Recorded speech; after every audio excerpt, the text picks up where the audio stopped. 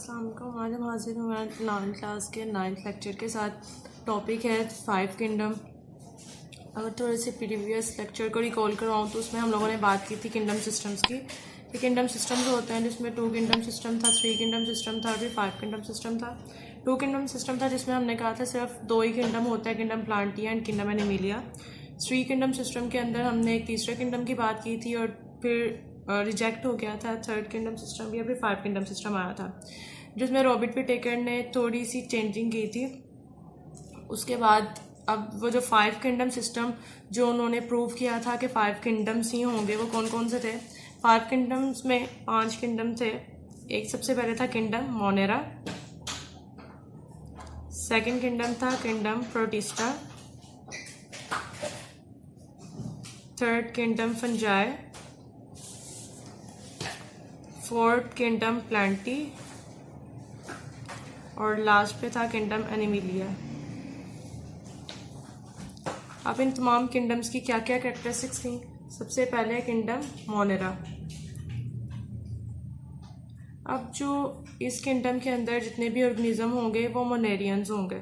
अब kingdom Monera में क्या क्या था, उसकी क्या कैरेक्टरिस्टिक्स थी। वैसे तो शॉर्ट क्वेश्चन भी आ सकता है, write down the characteristics of kingdom Monera, protista, fungi, Plantae, Animalia.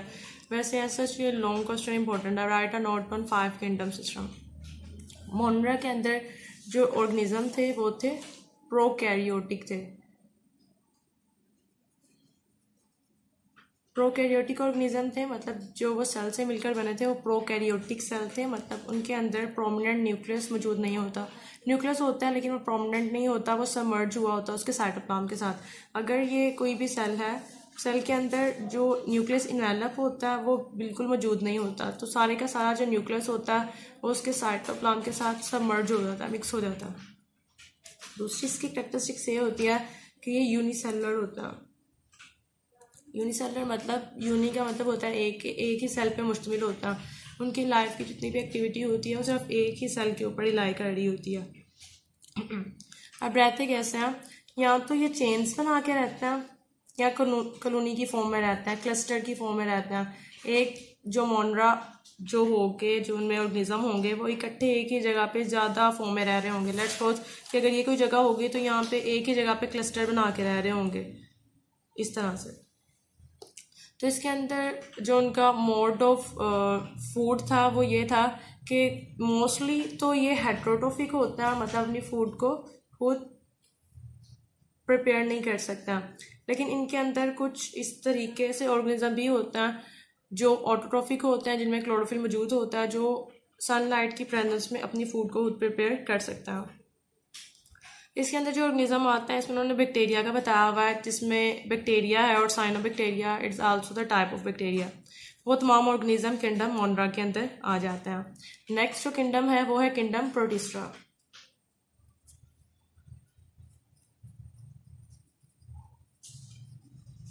Kingdom protista के अंदर तो जो ऑर्गेनिज्म होगा सबसे पहले उसकी कैरेक्टरिस्टिक्स है कि वो यूकैरियोटिक होगा। यूकैरियोटिक मीन उनके अंदर प्रोमिनेंट न्यूक्लियस मौजूद होगा, न्यूक्लियस के गेट न्यूक्लियस इन्वेलप होगा और जितना भी मटेरियल न्यूक्लियस का होगा वो न्यूक्लियस इन्वेलप के अंदर बाउंड होगा। अगर ये सेल है, सेल का जो न्यूक्लियस होता है उसकी जो बाहर वाली मेम्ब्रेन होती है उसको कहते हैं न्यूक्लियस इन्वेलप, जो कि बिल्कुल एक फ़र्क बता रही होती है कि कहाँ से साइटोप्लाज्म जो है वो ख़त्म हो रहा है और कहाँ से न्यूक्लियस का जो मटेरियल है वो स्टार्ट हो रहा है। यूकैरियोटिक होता है। दूसरा ये जो होता है वो बहुत सिंपल मल्टी सेलुलर होता है।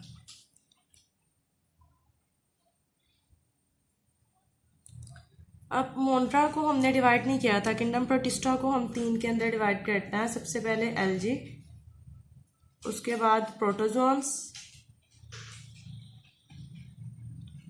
और लास्ट पे आता है फंजाई। मतलब जो फंजाई नहीं होते हैं लेकिन अपेरेंस उनकी ऐसी होती है कि वो फंजाई की तरह लगता है।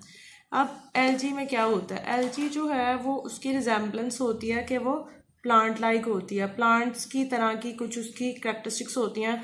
क्यों? क्योंकि उसके अंदर सेल वॉल पाई जाती है। अब जिस ऑर्गेनिज्म में सेल वॉल होती है तो वो एनिमल नहीं होता, वो प्लांट होता है। तो एल्गी में जो कैरेक्टरिस्टिक्स होती हैं वो सेल वॉल होती है, उसमें सेल वॉल पाई जाती है, जिससे हम ये कहते हैं कि जो एल्गी है वो किंगडम प्रोटिस्टा के अंदर इसको रखा जाता है। दूसरी है जो इनके अंदर जो इनके लाइफ के अंदर जो एम्ब्रियो होते हैं वो नहीं बनता, इनके अंदर ना ही मल्टी सेलुलर सेक्स ऑर्गन मौजूद होता है। नेक्स्ट जो टाइप है वो प्रोटोजोआंस की है। प्रोटोजोआन जो होते हैं वो एनिमल लाइक होते हैं, क्योंकि उनके अंदर सेल वॉल जो है, ना सेल वॉल पाई जाती है और ना ही उनके अंदर क्लोरोफिल पाया जाता है। ना उनमें सेल वॉल है ना क्लोरोफिल है, तो इट्स मीन कि वो अपनी फूड को भी प्रिपेयर नहीं कर रहे हैं, तो वो एनिमल लाइक हैं। तीसरा फंजाई लाइक होते हैं, मतलब वो ऑर्गेनिज्म जो फंजाई की तरह लगते हैं लेकिन वो फंजाई होते नहीं हैं। ये तमाम कैरेक्टरिस्टिक्स होती हैं किंगडम प्रोटिस्टा की। थर्ड पे आता है किंगडम फंजाई। अब किंगडम फंजाई क्या है?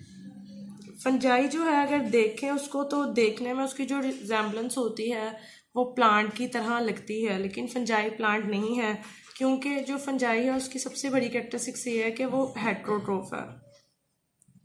हेट्रोट्रोफ है मतलब अपनी फूड को खुद प्रिपेयर नहीं कर रही है। फंजाई प्लांट की तरह लगती है, लेकिन अगर वो अपनी फूड को खुद प्रिपेयर कर रही होती तो फिर हम उसको कहते हैं कि वो ऑटोट्रोफ है, लेकिन वो ऑटोट्रोफ नहीं है, वो हेट्रोट्रोफ है। वो किस तरह से अपनी फूड को लेती है?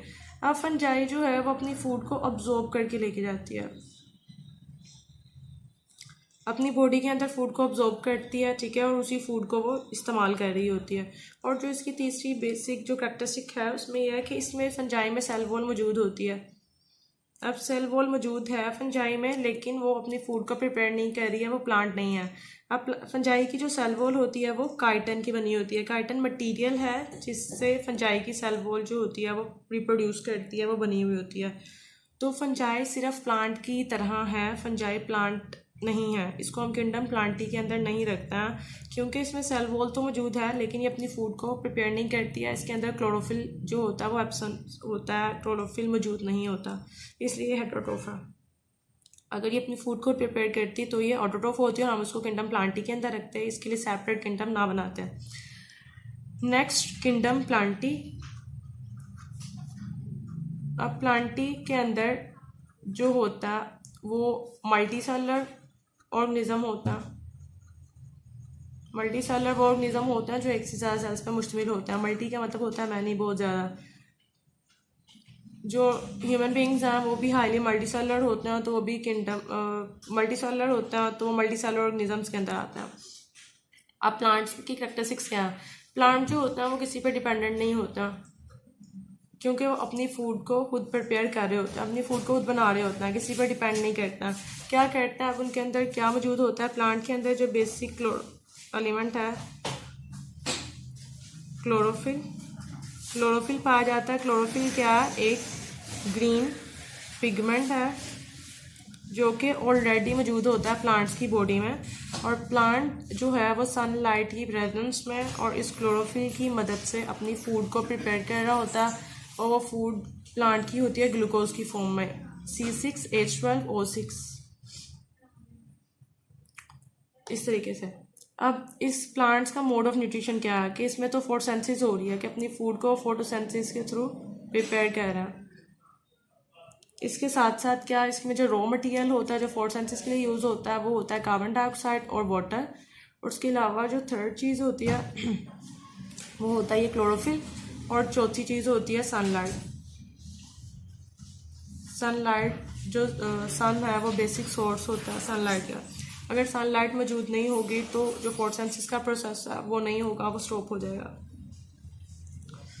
ये किंगडम प्लांटी की कैरेक्टरिस्टिक्स थी। लास्ट पे है किंगडम एनिमिलिया। अब किंगडम एनिमिलिया के अंदर जो है वो यूकैरियोटिक ऑर्गेनिज्म होता है,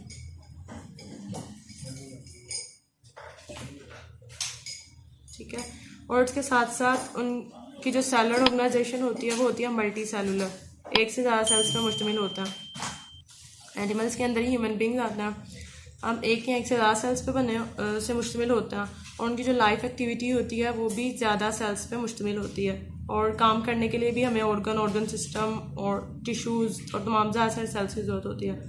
अब जो एनीमिलिया के अंदर जो ऑर्गेनिज्म आते हैं वो तो हेट्रोट्रोफ होते हैं, क्योंकि अपनी फूड को खुद प्रिपेयर नहीं कर रहे होते हैं, क्योंकि वो किस पे डिपेंड करते हैं? ऑटोट्रोफ्स के ऊपर, प्लांट्स के ऊपर। और हम लोग अपनी फूड को डाइजेस्ट करके अपनी बॉडी में लेके जाते हैं। सिलेक्शन ऑफ फूड हम अपनी मर्जी से करते हैं, हमारी बॉडी में डिफरेंट टाइप की कैविटीज़ होती हैं और डाइजेशन के लिए डाइजेस्टिव ट्रैक होता है, डाइजेस्टिव सिस्टम होता है जो फूड को डाइजेस्ट करवा रहा होता है। और हम लोग एक प्लेस से दूसरी प्लेस पे जो है मूव भी कर सकते हैं, लोकोमोशन भी कर सकते हैं। ये भी कैरेक्टरिस्टिक्स हैं जो किंगडम एनिमिलिया के अंदर जो ऑर्गेनिज्म आ रहे होता है। तो जो बायोलॉजिस्ट हैं वो इस चीज़ पे बिलीव करते हैं कि जो सबसे फर्स्ट किंगडम था, जो सबसे पहला किंगडम था, वो किंगडम मोनेरा था। सबसे जो ओल्डेस्ट जो किंगडम है वो किंगडम मोनेरा। बायोलॉजिस्ट बिलीव करते हैं किंगडम मोनेरा के बाद जो नेक्स्ट किंगडम ओरिजिनेट हुआ था वो किंगडम प्रोटिस्टा हुआ था। और फिर किंगडम प्रोटिस्टा से 3 किंगडम ओरिजिनेट हुए थे, किंगडम फंजाई, किंगडम प्लांटी और किंगडम एनिमेलिया। ये जो 3 किंगडम थे ये इसी से ओरिजिनेट हुए थे, इसी से वजूद में आए थे। नेक्स्ट इसी के साथ जो नेक्स्ट पेज पे टॉपिक है स्टेटस ऑफ वायरसेस। वायरसेस का स्टेटस क्या है? अब जो वायरसेस का स्टेटस है वो क्या है कि हम उसको किसके अंदर रखते हैं?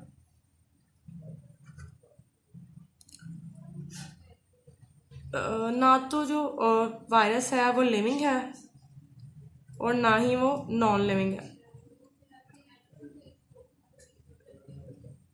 अगर उसकी कंपोजिशन की बात करें तो जो वायरस होता है उसमें प्रोटीन कोड होता है, उसके बाहर आइदर डीएनए और आरएनए। लिविंग और नॉन लिविंग की बॉर्डर लाइन है, लिविंग और नॉन लिविंग दोनों के अंदर एज्यूम करता है। अगर देखा जाए तो वैसे नॉन लिविंग के अंदर जो होता है वो उसको नॉन लिविंग कह सकते हैं, लेकिन जो ये डिजीज़ को कॉज करता है वो लिविंग ऑर्गेनिज्म में भी कॉज कर सकता है। प्रोटीन कोटिंग इसमें मौजूद होती है, डीएनए आरएनए इसमें पाया जाता है। इनके अंदर 2 चीज़ें होती हैं, वायरॉइड और प्रायोन्स। जो वायरॉइड होते हैं वो प्रोटीन के बने होते हैं और जो वायरॉइड होता है वो सर्कुलर आरएनए का। इन दोनों का काम ये होता है कि डिफरेंट जो ऑर्गेनिज्म होते हैं उनके अंदर डिजीज़ को कॉज करता है या प्लांट्स के अंदर जो डिजीज़ होते हैं उनको कॉज कर रहे होता है। ये था हमारा आज का टॉपिक। होप सो आपको समझ आ गया होगा।